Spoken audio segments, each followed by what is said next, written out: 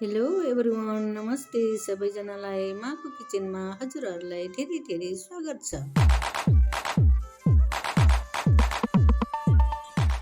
आज म हजुरहरू सामु नयाँ रेसिपी लिएर आएको छु। आज मैले मुला र गाजरको अचार बनाउँदैछु।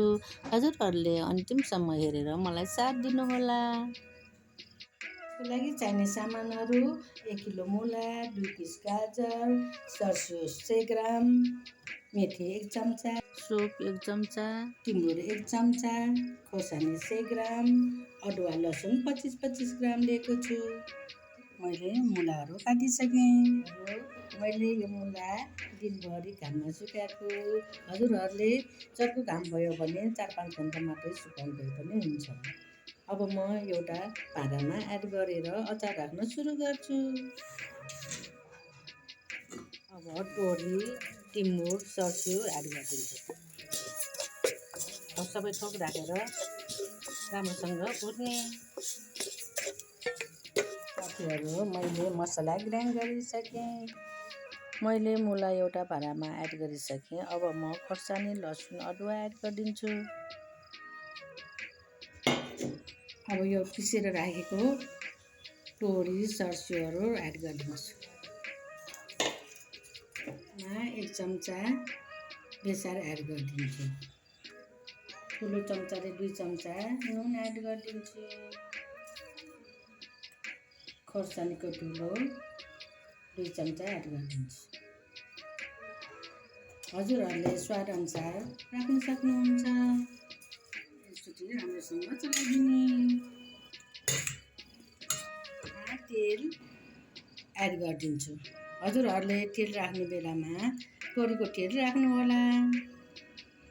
सबै थोक राखेर राम्रोसँग चलाइदिनु पर्छ। यसरी राम्रोसँग चलाइदिने।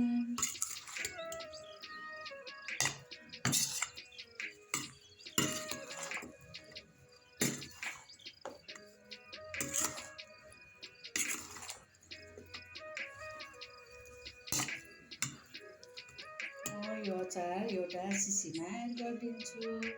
हजुरहरूले सकेसम्म सिसाको सिसीमा राख्नुहोला। सिसाको नभए जुसकै भाँडा भए पनि सफा र सुकाउनुपर्छ। मैले चाहिँ हर्डिसको सिसीमा राखिदिएँ। यसरी राम्रोसँग थिच्नुपर्छ। यसरी खाँजेर राख्नुपर्छ।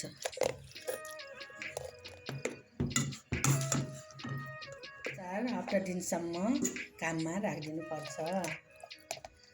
हप्ता दिनपछि खाना रेडी हुन्छ। तेल तातो भइसक्यो। अब यसमा आधी चम्चा मेथी एड गरिदिन्छु। मेथी कालो भइसक्यो। यसमा म आधी चम्चा बेसार एड गरिदिन्छु। तेल चाहिँ तातो तातो नजान्नु होला। यो तेल सेलाइसकेपछि माथि जानुपर्छ।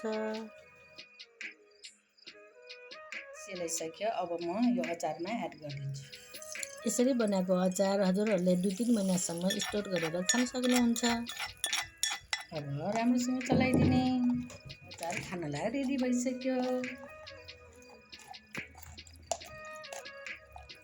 हेलो साथीहरू, यो अचार खानलाई रेडी भइसक्यो। हजुरहरूले पनि घरमा यसरी नै बनाएर खानुहोला। हजुरहरूलाई मेरो भिडियो मन पर्यो भने लाइक, कमेन्ट एन्ड सब्सक्राइब गरिदिनु होला र बेल आइकन पनि थिच्नु होला। मेरो भिडियो हजुरहरू सामु नछुटोस् भनेर। Thank you for watching.